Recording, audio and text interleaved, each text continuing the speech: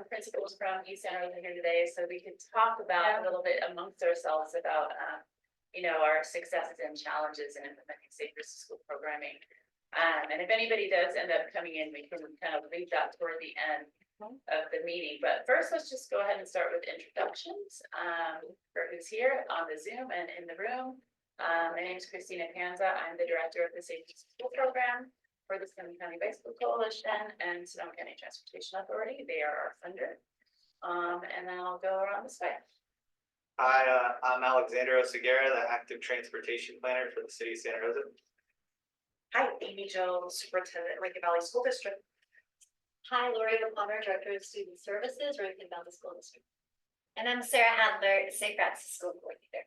And on the Zoom, we had Lon introduce himself just a minute ago, so you don't have to reintroduce yourself. I know Hannah Bates is here. Hannah is multitasking, so she is the principal at Spring. That's all of us, yeah. Right.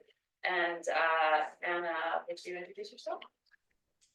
Good morning, everyone. Ana Horta, Community Engagement Manager for the City of Santa Rosa. Thank you so much, everybody, for being here. Oh, it looks like we also have another person join us. Cherie, would you introduce yourself? Just jumped in to go on the spot. We're doing introductions.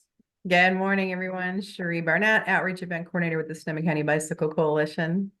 Yeah, Cherie was just at one of our walking audits yesterday, so I'm glad you're here. Great. I'm going to share a screen. I have a presentation I want to share about the Safe Routes program and what we've been up to lately. And give me a second to get to the beginning of it. I forgot my mouse, so I'm a little bit. No, well, it's okay. I'm good. We really appreciate everybody being here. Today I wanted to share some slides that I'm going to be sharing at the Santa Rosa City School Board meeting in May. And you know, I would love to visit other school boards, Greenway Valley, Bennett Valley, to kind of share what we're doing and put goals in context. So some of this is stuff that you already know, but I just wanted everyone in the task force to see kind of what we're doing in kind of the bigger picture. So first, I want to share our Safe Routes to School goals, and I'm glad there's some new people here, Anna and Lon. You may or may not be aware of all this. We are here to encourage more families to walk and roll to school, to educate kids and parents on how to be safe while doing so. But this year, under our new contract with the Sonoma County Transportation Authority, we've really strengthened our programming in identifying barriers to active transportation, as well as you know, identifying potential improvements that need to be made to eliminate those barriers. And we've done a lot more work recently also to strengthen the community connection aspect of Safe Routes to School. So I want to talk about that. And I'll talk about the latter two things in a moment, but first a few more slides on goals. The big one that is that transportation in Sonoma County generates 60% more in some cities, Petaluma is 67%, not quite sure Santa Rosa, of our greenhouse gas emissions. And encouraging and enabling more families to walk and bike safely is a major way that we can have an impact on slowing the effects of climate change. A lot of our environmental education in schools is focused on ecology or like reusing and recycling, which are all super worthy and important things to focus on. But I just want everyone to consider what we as individuals and communities can do to really make a difference. And the fact that 60% of greenhouse gas emissions are caused by transportation is just critical food for thought when prioritizing where to focus our efforts. So another big focus, another reason that we're here, that I just want everyone to have that shared vision, is health. The health of our community is so important in terms of breathing clean air and getting enough exercise. A lot of kids are struggling to get the exercise they need. You know, need at least 60 minutes a day. And at the same time, far fewer kids are walking bicycles to school than they used to. And that route to school can be, it could be 2/3 of their daily activity if they were able to do it safely or if they were inspired to do it. So that's just something, again, a reason to focus. And I know I'm preaching to the choir for anybody that's here that's involved with the Safe Routes program, but I just wanted to make sure you saw these slides and that you're aware that we're here to support you in communicating these messages to not just, the students, but to your staff and to your parents, to your school board.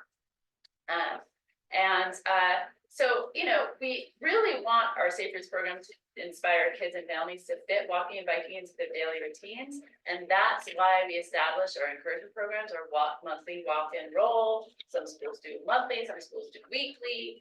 And that's also why we share challenges with our schools.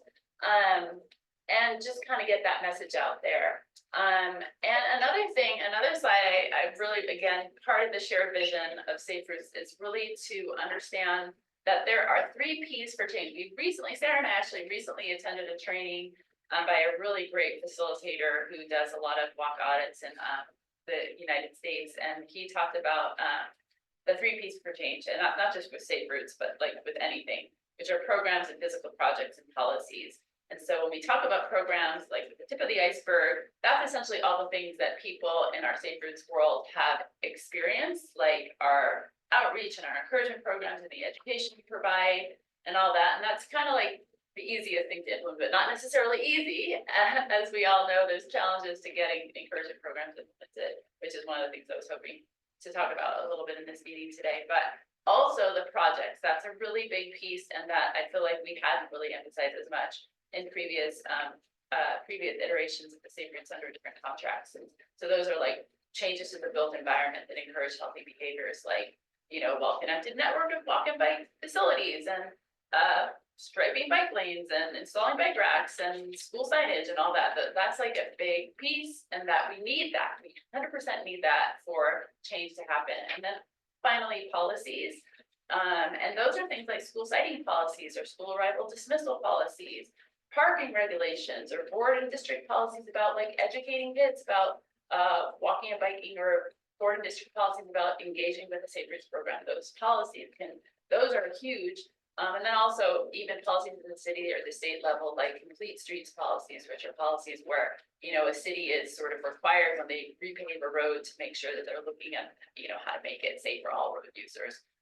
So that's, again, really important. We really have to be thinking about all 3 of the Ps. And that's why it's so important to engage, like connect with each other in this forum. So talking back to programs, this is the April challenge. We have this going on. We share it with all of our schools. A lot of schools have a walk roll day in the beginning of April. Some schools share our challenges. This is one of the things that I was thinking, would be good to talk about if there were principals here. Just what are the challenges? What are the successes? And implementing the encouragement program that we provided, what can we do to improve that? We meet with principals 3 times a year. We meet with our school teams 3 times a year individually, but what we really don't do is provide a venue for them to talk to each other about what they're doing that is really great, or what they're struggling with, and that we could kind of like help each other. So that's what we did April. I really want to just take 1 minute to share a really cool thing.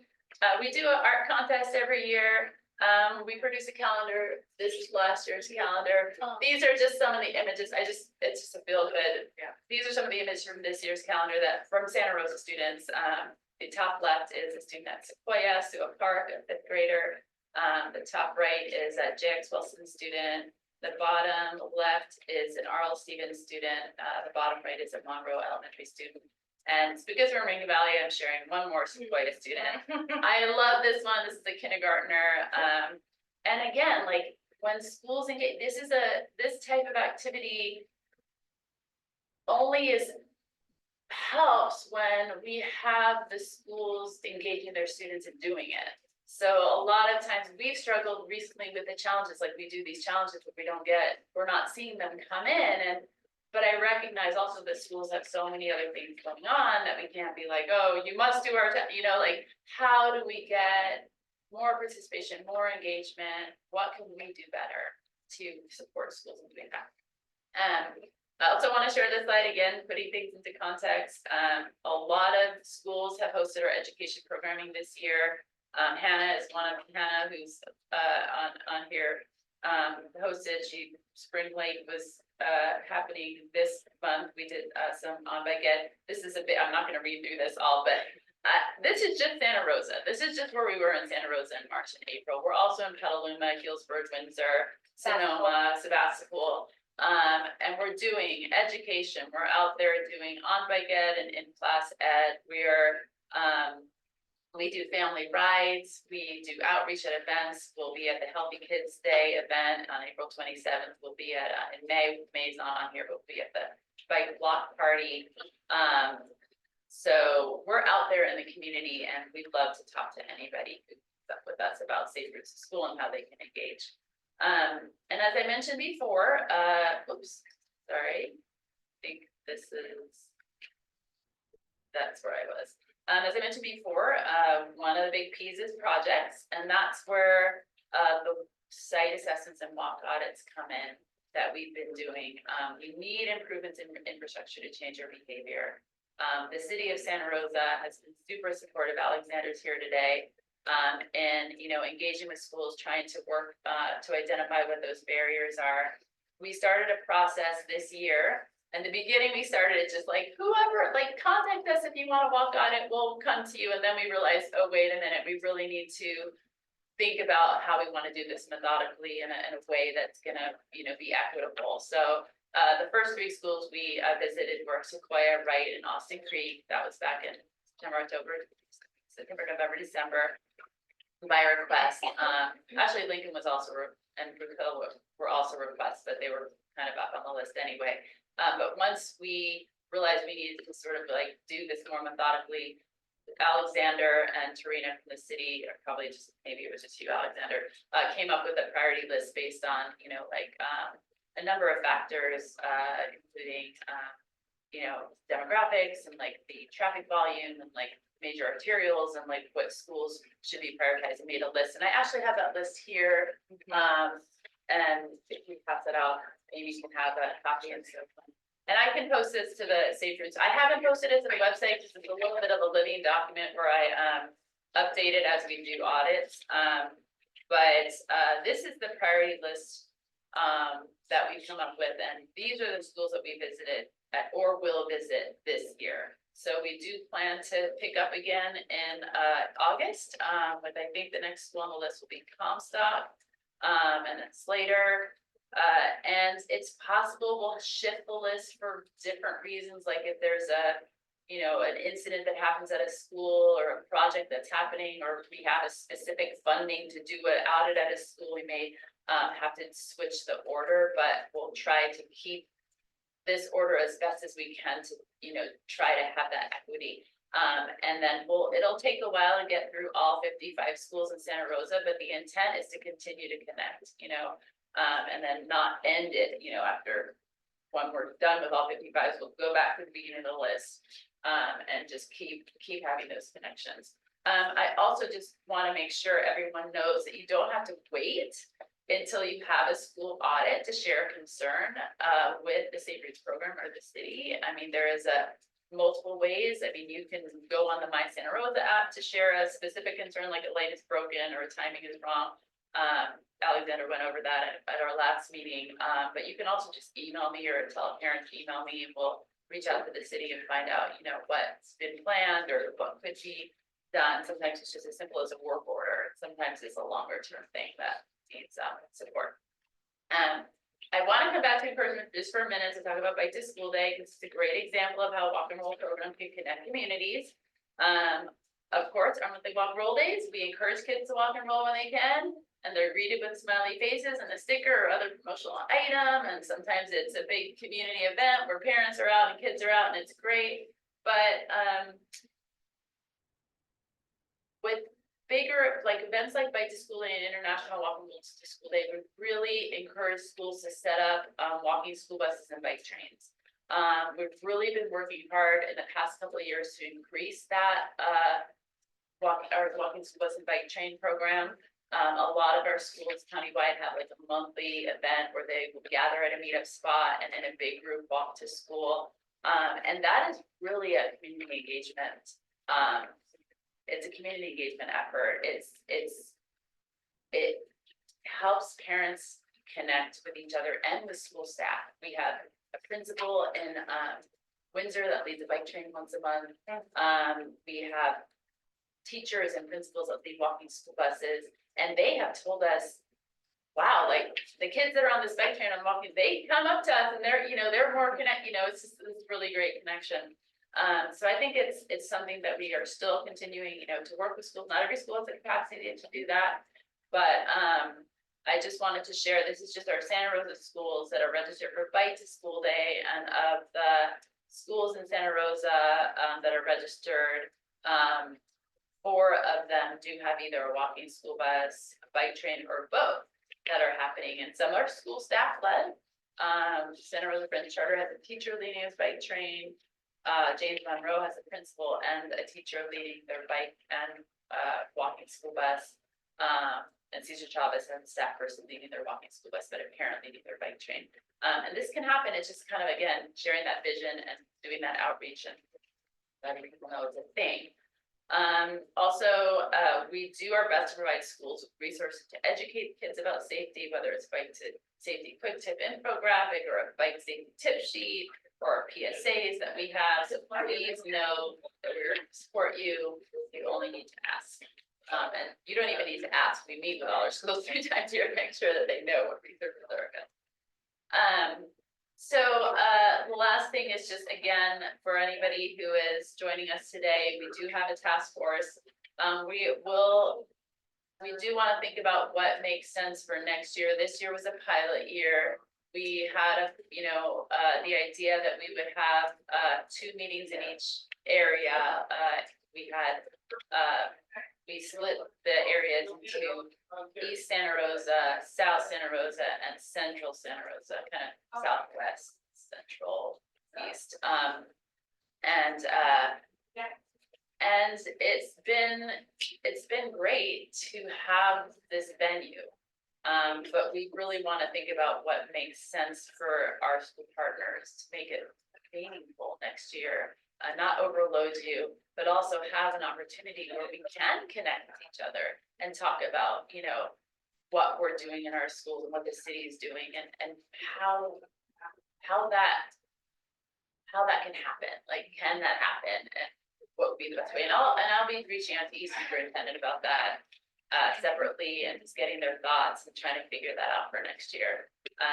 But at the very least, we do want to continue the task force, and maybe it'll be a fewer meetings, a couple times a year. But again, we'll be reaching out to you about that. And I did have a thought that after Alexander's presentation, we come back and talk about our successes and our challenges. If we've got any other principals that end up joining us, we can do that. If not, we'll just do that when we meet with our principals. So. All right, so anybody have any questions or comments that on the Zoom, or raise your hand if you're on the Zoom and you have something you want to ask or comment on. See, another parent joined us from Santa Rosa Charter, so that's good. That's shorter. Maybe she can talk about what her bike train. Okay, then, all right. Oh, yeah.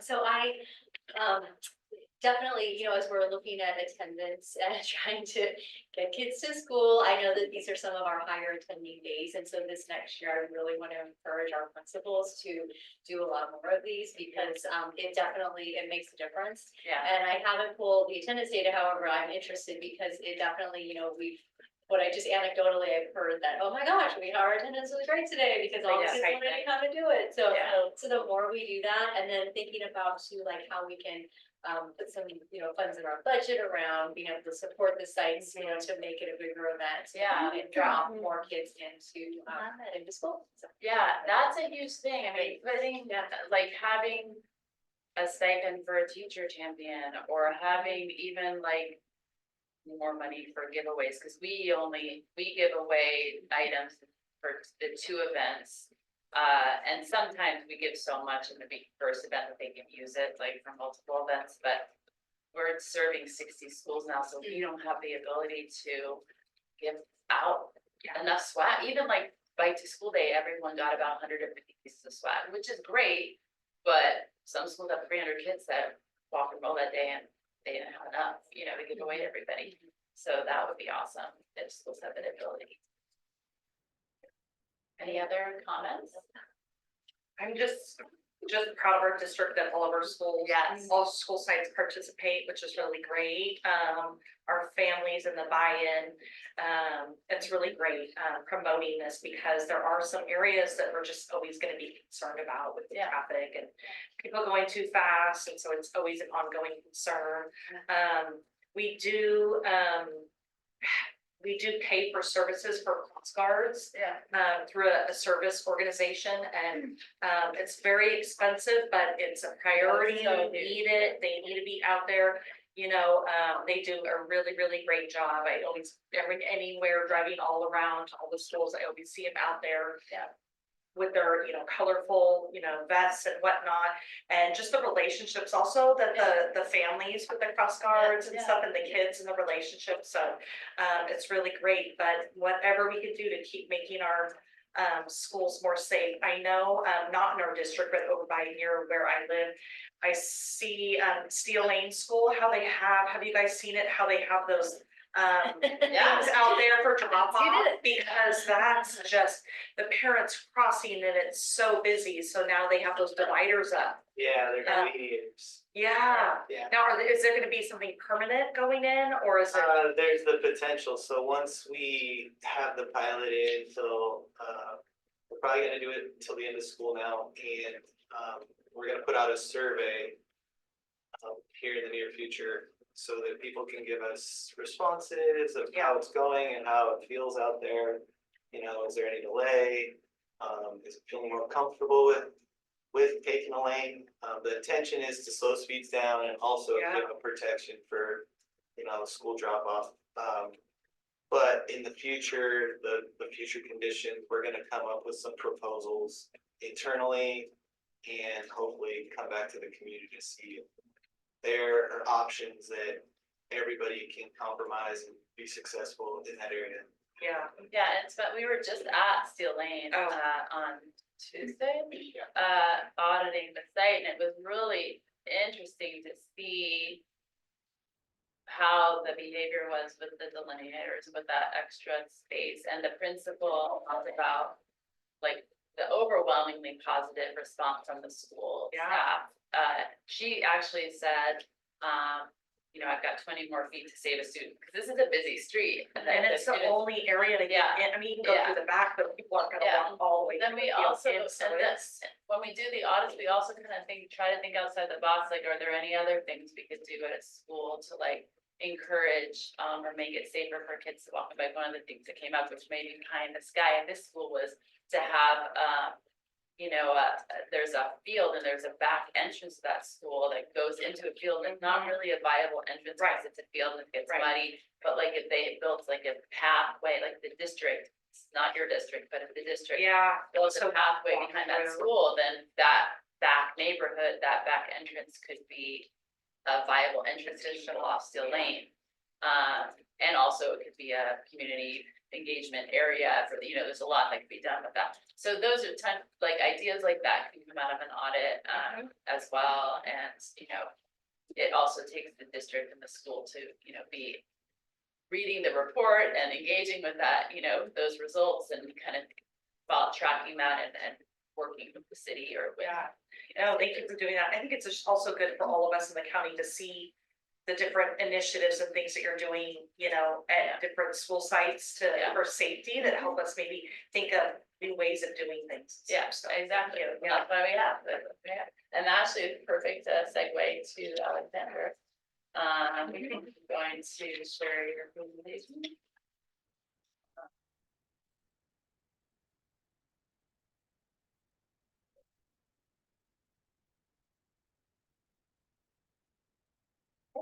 I don't know, Alexander, just let me know when you want me to. Yeah, advance the slide. So again, Alexander Oceguera, active transportation planner for the city of Santa Rosa.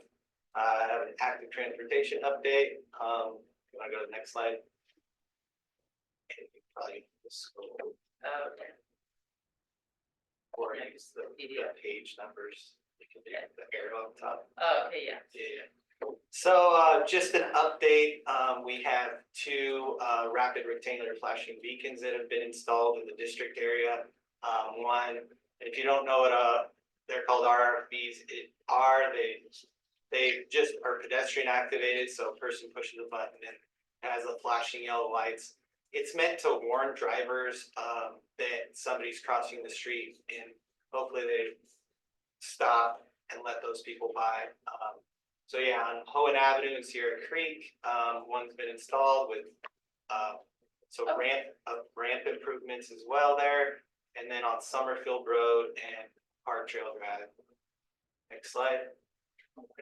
I said, Yeah, go ahead. Strawberry is doing a bike train for Bike to School Day, and they're meeting at Summerfield and Park Trail. A teacher is Great. meeting the group, and then we'll come across. I just wanted to, exciting It's great. that we can use that to get. Yeah. Yeah, so, then I wanted to talk about our Sequoia Elementary walking audit. Go to the next slide. You know, these walking audits are very helpful in getting, community engagement, connecting with the school specifically, and going out there and seeing what their concerns are from an active transportation, so I think walking, biking, rolling, and getting to school, or even just their circulation, some of the issues for people even parking on the street and then just walking across the street to get to their schools, come up in these audits.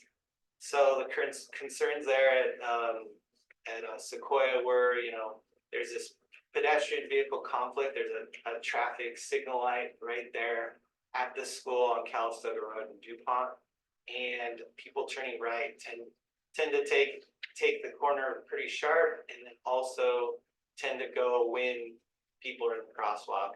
So ways to mitigate that, or to make that not happen, or help with that would be, it's called LPI, it's called leading pedestrian interval. And so with that, you get pedestrians out in the crosswalk through, pressing the button and activating that before the light turns green and people can actually go.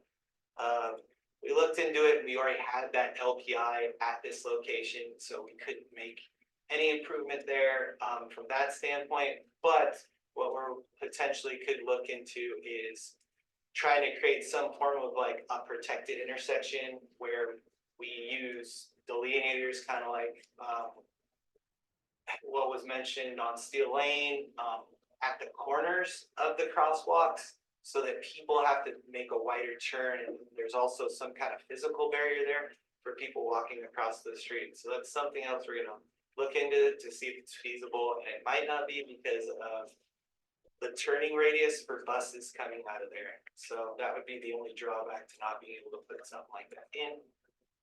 So the other concern was crossing Calistoga Road. It feels dangerous. So again, with the LPI and things like that, at the signal is the best place to cross. So letting the principal know to like encourage students and parents to say, hey, go up to the crosswalk where there is a signal, because that's going to be your best place to cross. There's other crossings along that segment leading up to the school, and while there are some that are marked and have some of those rapid flashing beacons, we also want to, promote the places that are going to be the best places to cross. So at the signalized intersections are going to be probably the least dangerous.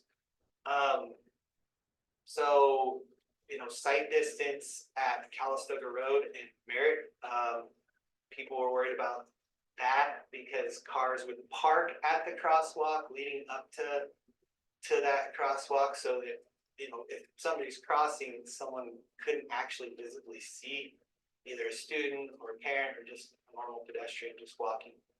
So what we actually did is we implemented red curb leading up to that crosswalk to make sure that the sight distance and people are visible at the crosswalk as they start to walk out into the crossing. Another concern was it was unsafe for bicyclists on Calistoga Road. So things that we can do to fix that or work towards helping make that concern go away would be to add protected bike lanes. I'll talk about this a little later because there is a project where there is the potential to change the road lane configuration, put in protected bike lanes. So some of the other concerns were the school parking lot needs like a bumper block, so that cars don't encroach onto the sidewalk. We need to circle back to the principal there to see if there's anything been done to do that, to fix that. Because there was a sidewalk where it was right next to the parking lot and you could tell people started to encroach into that sidewalk area potentially. So speeding on Calistoga Road was another concern. And so through a future project, we can potentially add traffic calming measures to slow speeds down there.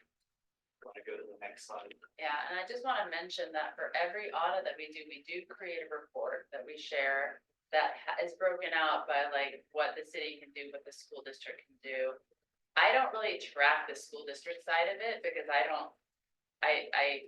we're talking and I have a spreadsheet for the city side, but I don't like the bumper blocks, for example. It was in the report, but I didn't. Yeah. No one tells me and I don't know, but just FYI that's in there. And if there's any way that we could, continue to communicate about like, oh, this thing that you put in your report, we did that. That'd be great to know because then we can kind of track that. Report in it. Yeah, definitely. We have, we just passed a bond. I'm really excited about that. And so, safety measures are always gonna be a priority. We have some things identified. But I do want to work with the site on what are some lower things, that we can help with safety or on the site level. So this might be something that we do. Right, sorry, Alex. So yeah, to pair with that walking audit, and this is something we mentioned at the walking audit, was that we have the intention to have a Calistoga Road pavement rehabilitation project. So currently this is slated to go to council for approval, and then we would submit to state SB1 funding. And that would be awarded in July potentially. Tentative construction would be summer of 2025 or 2026. There's most likely going to be some form of community engagement to the process. So we will be looking for people to give us feedback. This is where we have the ability, right? When you redo a roadway, you have the ability to restripe it in a way that can slow speeds, that can provide protection for people crossing the street, that can provide protection for bicyclists as well. And it's a multi-tiered thing that will help also potentially reduce collisions as well. So you got the drivers, the people riding bikes, people walking. It's a community-wide benefit to start to make these improvements there. So the limits on that project will be from Highway 12 to Montecito Boulevard. And, there's the potential to narrow lanes, add buffered bike lanes or protected bike lanes when feasible. And I think it'll be a good opportunity. There is the potential that project might be pushed out a year, but we'll see as some of our grant funds are being allocated in the future. Alexander, I have a question about that. Yeah. With the new development coming in, does that trigger at all something or poses more priority with that whole new development going in that it's slated to be open mid-August?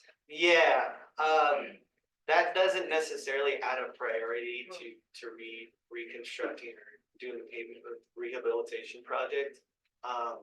But there are, as that project was being put in, we have looked at development plans to see if there are any improvements that would be helpful in that area to be made. So hopefully we got things right. If not, we'll reassess. We always do, or people bring up things to us and we try to change things as necessary, or as we have funding for it too. Go to the next slide. So just wanted to touch on our active transportation plan. So we have, it's an active transportation plan where we're starting to do engagement. We do these every 5 years. It has to do with helping us better understand, our walking, biking, rolling throughout the city of Santa Rosa, and some of the different, pitfalls to walking and biking, how we can improve it. And also making that connection with transit as well.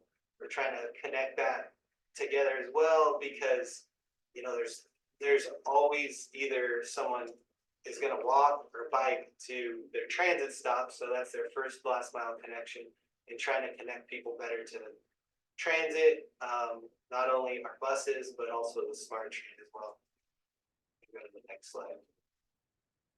So we just have, some community engagement opportunities where you can come out, visit our booths or our workshop on these certain dates. So we're gonna be at Cinco de Mayo, we're gonna be at Santa Rosa Pride Parade, we're gonna be doing a bike and block party. So I don't know if any of you heard about this, but it's on May 16th from 5 to 8.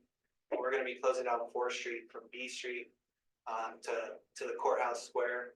And it's, on bike to work day, it's meant to celebrate and give a thank you to the folks that are, using their bikes to commute and, helping us reduce our greenhouse gas emissions, things of that nature.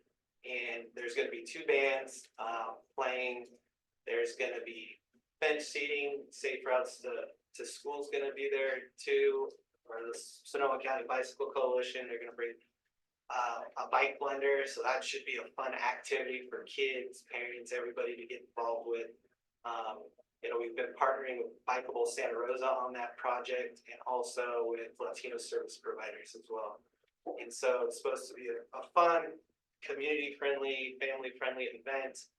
And part of that too is there aren't going to be a lot of vendors, so we're promoting the local restaurants there to give people that come to the event and watch the live music and participate to actually, support the restaurants along that strip of roadway as well. So, Alexander, what was the date on that event again? May 16th from 5 to 8. And do we have I'd like to include that flyer information for our parent community too. Yeah, I did not put that in my slide deck because it was in the middle of being actually. Hannah, was that Hannah? That sounds like Hannah. Yeah, Hannah, we can. Yeah, that was me. Yeah, we can absolutely send the flyer to you. The only thing is, I don't know, did you create one in English and Spanish, or do you? I don't think there was one done in Spanish. Yeah, so I don't know if that's an issue, but this is any safe routes to school flyer, we always, because we're distributing it through schools, is always English and Spanish. This is not an event, it's a city event. Oh, okay. Got it. Yeah, but I can at least put the information in and then our program translates, so. okay, great, Great. yeah, we'll send it to you. Yeah, and so then our last community engagement is going to be a public workshop. So May 23rd from 6 to 8, it's at the Advanced Energy Center. That should be a good one. So at these events, we really try to engage with folks. We have maps displaying the different sections of the city of Santa Rosa. And we want to know, where you go, your places of concern, and we have these dot exercises. So different dots mean different things, and you can, be interactive and touch the maps and grab stickers and add your stickers to the maps.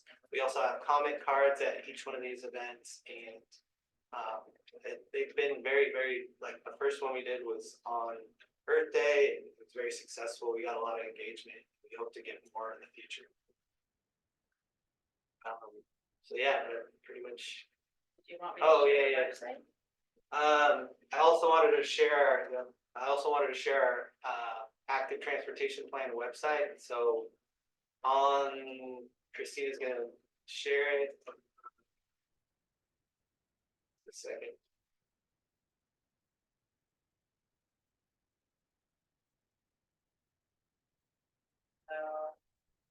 Yeah, so on here, you know, it tells you a little bit about what, City of Santa Rosa, it's the City of Santa Rosa active transportation plan.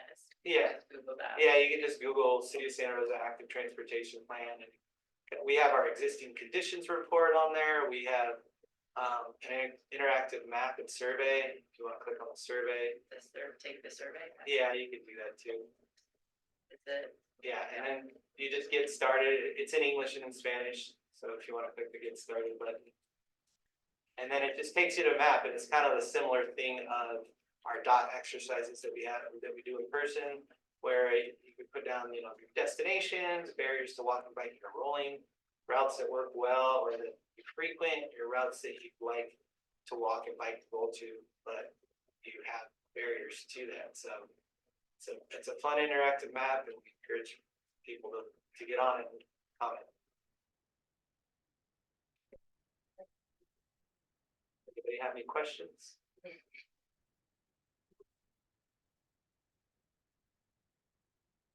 Comments from the Zoom or questions?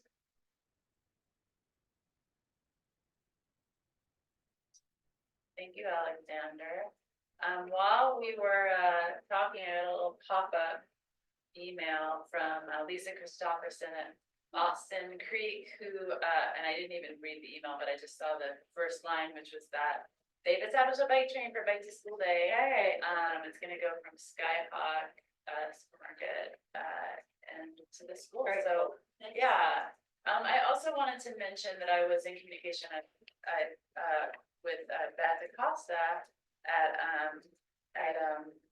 Whited, and she was interested in a bike train or walking school bus, but I think, you know, sometimes schools just don't have the capacity. We had emails back and forth, because I was like, oh my God, there's this park that's like north of the school that it would be a great walking school bus meetup spot. And then I also noticed in the GIS map that there's a bunch of students that live like in apartments sort of a little bit north of Highway 12, but like east of the school. There's a big group of families that live there, and there's a trail. There's actually a bike path. There's a trail that connects that neighborhood to Middle Rincon, which once you're on Middle Rincon, it's like a block on Middle Rincon that you have to go down Middle Rincon and then across School Street. So you would definitely want like adult leaders, you know, or a bike train there. But that's like an amazing bike train. And one of the things that we can do with schools is we can provide support for a bike train. We just need someone from the school community to be part of it, because that's for like trust and community reasons. And then we can send, like, if she was like, oh my God, I've got a teacher, I will lead it, or a parent, you know, I've got someone, but they don't know how to fix a flat, or they feel like they don't have enough adults. We can do this. We can support that, but we do need the school. And I think, you know, maybe I feel like Beth, I'm not gonna put words in her mouth, but I feel like she would be super like interested in doing that. She just might need some more time to find out what to say. Okay. Yeah. Anyway, okay, so the next item on the agenda is talking about oh, Hannah. Yes, I do have the flyer for the bike bike block party. I can put it in the chat. Torina just sent it. It's the final, and we're working on the Spanish version, but we have at least the English version. Oh, great. Oh, that's great that you're gonna do a Spanish version. Wonderful. Thank you. Yeah. Any other comments on this agenda item? Sorry, I missed you before. Okay, well then, moving on, the next item on the agenda is really, we were hoping to have some engagement between different principals or school champions who have been implementing encouragement programs, just sharing what they've done, what their successes have been, or any challenges, so we can have a discussion. At this point, we have Hannah Bates from Spring Lake, and I see that Sarah Del Porto, I don't want to be on the spot, Sarah, from Santa Rosa French American Charter. She's a parent champion there. I know she's been involved with doing their walk and roll days. I would love to hear from the two of you if you are willing to, you know, share what you've been up to and any successes or challenges. That'd be great. Hannah, let's start. Yes, and I'm sorry, I'm multitasking, which I know you're all familiar with this time of year. So I'm kind of doing double duty right now. No problem, no problem. Sarah? Can you hear me? Yes, we can hear you, great. Are you? Okay, great. Yeah, I'm ready to go. I just wanted to apologize for my lack of screen right now.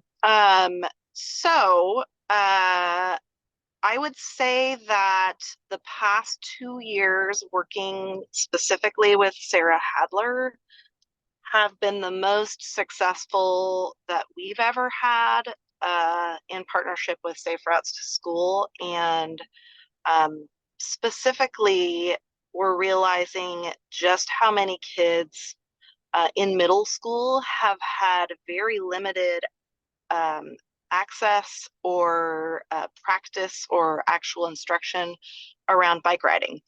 And part of that was a pandemic effect that I think was maybe unrealized, that a lot of our current students, especially our 7th graders, did not have any type of bike instruction in 4th grade because they weren't in classes in 4th grade, and really missed out on some of those opportunities earlier in their education. So we had our bike training days.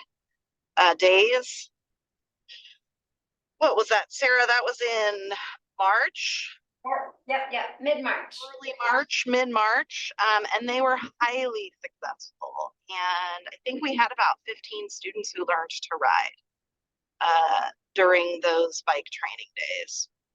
And we were also able to do a lot of repairs on bikes. Kids brought their bikes, and we are seeing an uptick in students riding their bikes to school from that, and also students just reporting more ability to ride outside because of that education. Challenges have been, this particular year, it's been a little bit more challenging to organize the walk and roll to school days. And I think part of that is just people's capacity for organizing things and putting them together. I don't have always have a parent who's available to help. We did try a bike train at the beginning of the school year.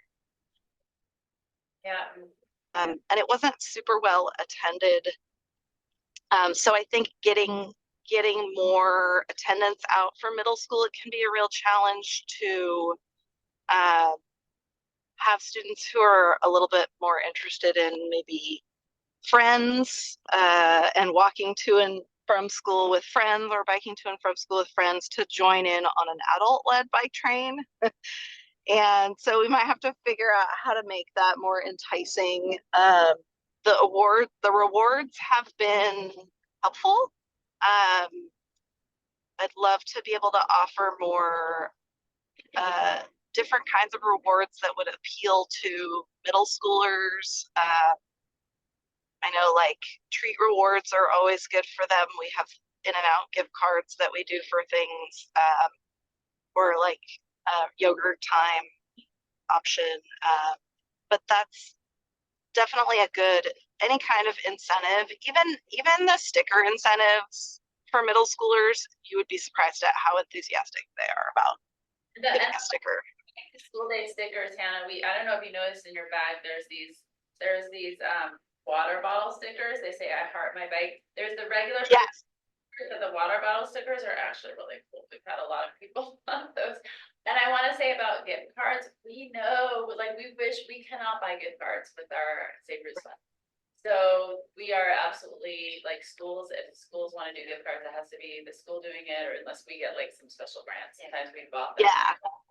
But we get the donation ones from I apply to In and Out, and I apply to Mary's Pizza for the Achievement Award donation ones. And so we use those just to augment as a special treat. But they send us quite a few of them, so it hasn't been a problem, but they're definitely a hot ticket item. And then I am going to submit for a school audit. I had intended to do that last year and hadn't quite gotten there yet.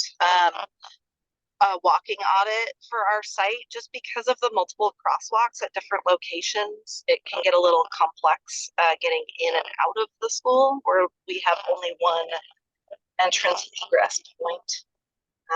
And so I think that'll be a good next step for us to really look at the traffic patterns at our site and how we can facilitate more students walking and biking, especially considering the independence level of middle schoolers, and we are seeing an increase from our statistics in students who live in our neighborhood, in our area, who are enrolling here. So we want to encourage and reinforce that option and opportunity as much as possible. Thank you so much, Hannah. Looks like Spring Lake Middle School is 22 on the list at this point. But again, you know, sometimes things are prioritized. For sure, not if we in the list, it would be not this school year, but the most likely. Sarah Del Porto, I would love to hear from you about what you've been doing at French American Charter, because you guys have done a lot of great work this year. Hi, thank you. Hello, everyone. I can't hear you. Can you turn volume? Can you hear me now? I can hear you better. Yeah, I think so. Let me move my computer closer. Yeah. It could be a little louder still. Okay, well, I'm all the way up on my volume, so. Now you're good. Okay, so what's been working well for us is that we have an established green committee with our PAF, which is our parent like PTA, and we have within that green committee, we have a bike committee where we have a parent rep who works for CHOPS, Kevin, and it's really awesome to have him be our champion. I'm the head of the green committee, so I help with the bike committee and our campus and our garden and all that. And so we actually have meetings together to swap ideas. So that's been about 2.5 years of having that established, and it's been made a huge difference with the bike committee of having someone always be there to put out the necessary alerts for our walk and roll days, have someone hand out the giveaways, and then promote bike train, which we're so excited that one of our teachers is now going to do that.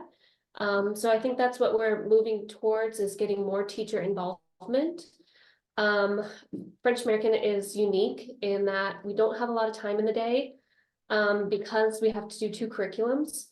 So that's one of the things that we're trying to work through, is getting the teachers more involved in doing the challenges, because every walk and roll day, Kevin and I hand out, 15, 20, 30 challenge sheets. We did 2 walk and roll days this month. And I'm hearing from Tina that we're not getting a lot back. That's my family included. So that's what we're trying to improve on. And then also, there's just some other issues with finding the routes that parents feel safe with. I know I cross 4th Street, and it's really hairy sometimes. We have the crosswalk alert lights, and people don't pay attention. But I would like to, maybe do a walking bus, get that organized for my neighborhood. And then we also get some theft with our bikes on the older kids' side. So we had to move our bike lock inside the interior of the school. And I've heard from a lot of families that the kids do not like having to go all the way across campus to get their bikes. So we're trying to work through that. Yeah, so those are the challenges. We want to definitely get more activity with the challenge sheets.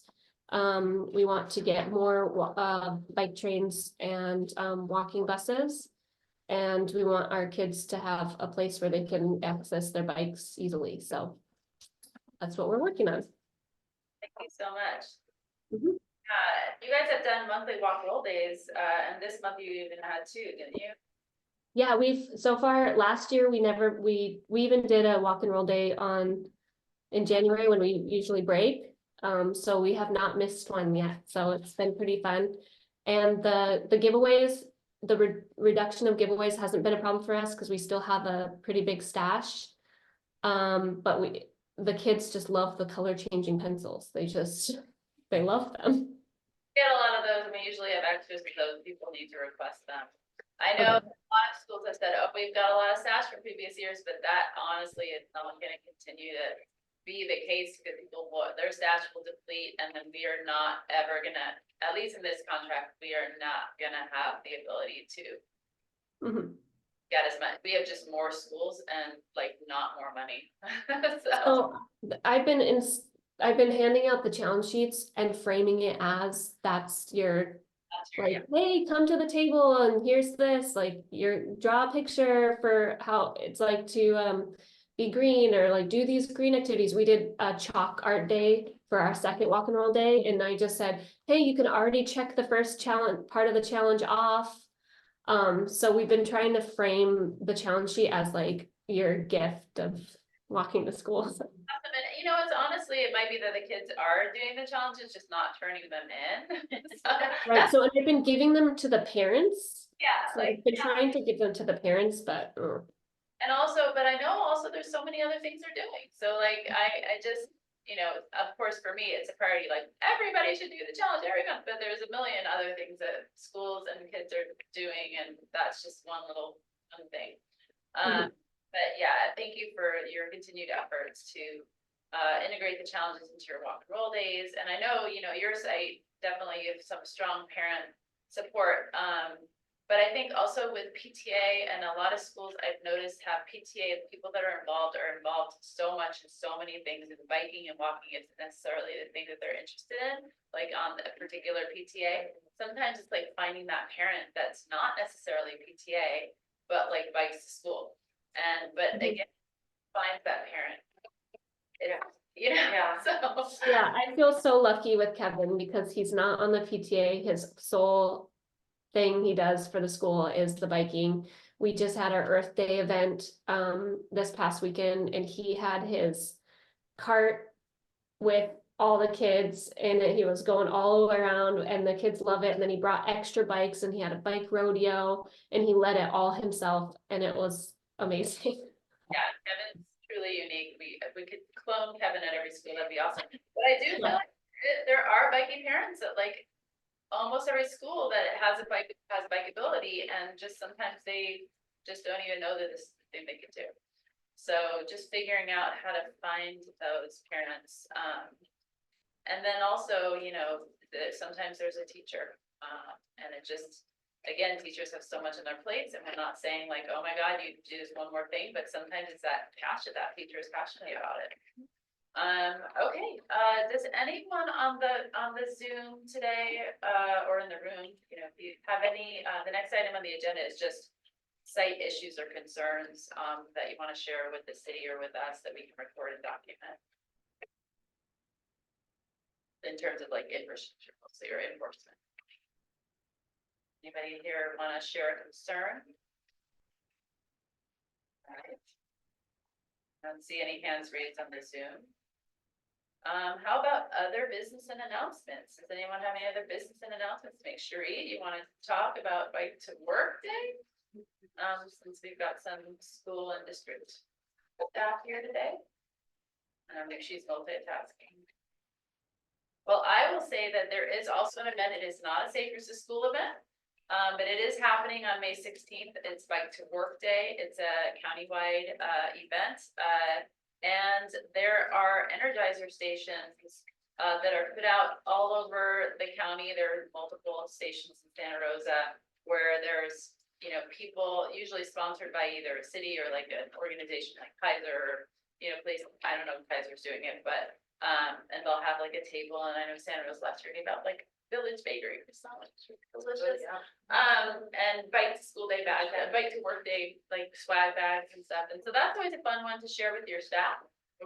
If anyone is a biking person, and even parents and kids could do it, but it's not a Safe Routes event. It's a county event. And Cherie actually, who's on the call, but probably multitasking right now, is the organizer for that event. All right, any other business or announcements from the group? I mean, I could just add to that, that we're gonna have an energizing station down on, like, Prince Memorial Greenway. We actually just added some new bicycle infrastructure there. It's a two-way cycle track, so we'll be right at the entrance to Santa Rosa Creek Trail. Historically, we've been closer to where the fish is. I don't know if everybody knows where the fish is, but in order to bike through that park, you actually got to get off your bike and walk it through. And now with the new infrastructure improvement, you can just bike right off Sonoma or First Street, Santa Rosa Avenue, right into the Santa Rosa Creek Trail. And so that's where we'll be at, where those two tee to each other. And we are partnering with Sports Basement, so they're willing to like tune up your bike or help out with little things, and we should have some kind of snack, and we'll have water there as well. Nice. Awesome. I always make my husband stop at now. It's on the route to work. So, And can I say my favorite? My son goes to climbing and we bike there, and his eyes lit up when he saw the cycle track on Santa Rosa Ave. He was just like over the moon. He was so happy that he had an area to bike in. Yeah, it was really, really cool. And I hadn't told him about it. He just was like, yeah, but that was That's really awesome. yeah, that's great. Anything else? Amy or- Can I ask just a quick question? And this might not be this particular group, but I know we are making headway on the Greenway development. And we have some students who might be participating in the summer program through LandPass. And I'm wondering about opportunities in the coming school year as that progresses to either give input or be involved in development of biking and walking areas in the Greenway. Yeah, I can talk to that. So that, even though it's not Transportation Public Works, it's our rec department that's leading that project in general. We're partnering with them to help them out, like find connections right to and from that Greenway, because it's a huge connection.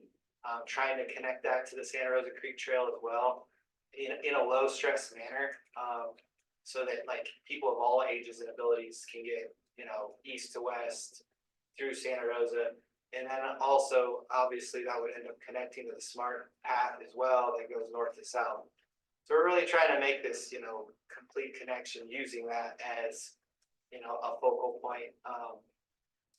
We're currently working with the Parks and Recs department to, help them get grant funding to do the planning phases. And so when we're in that planning phase of trying to get feedback from people, that's when you'll be able to, connect and give us your input. And we'll probably schedule a lot of events, kind of like how, if you saw earlier during my presentation, we're doing the community engagement with the active transportation plan. There will be master plan for that park that ends up getting community engagement, especially from the local schools and areas around, but probably throughout the city as well. If you keep it, if you have opportunities for engagement or at events or things, but you share them with me, I can make sure that we share them with the schools in East Santa Rosa especially. Yeah. Okay, so our next meeting is scheduled for Wednesday, May 22nd from 10:30 a.m. to 12 p.m. in Santa Rosa City School District. It is our last meeting of the year. Even though we have these focus areas, I really encourage like Lori or anyone, Amy, if you're available to come to that last meeting of the year, because I definitely want to at that meeting talk about the future of the task force and get some feedback from folks about how to move forward next year. with it. Of course, if people don't come, I will be reaching out to each individual superintendent about it to find out, you know, what's gonna work best. But I'd love to have everyone there at that meeting so that we can have that discussion and still try to get, principals. Sarah, if you come again, I'm sure everybody that shows up to that meeting would love to hear about what you are doing at French Charter and how you organize yourselves, to have those committees to sort of take the lead on walk and roll. That's a really great example, a great model for other schools to follow. So thank you, everybody, for being here, and have a wonderful rest of your day. Thank you. Bye.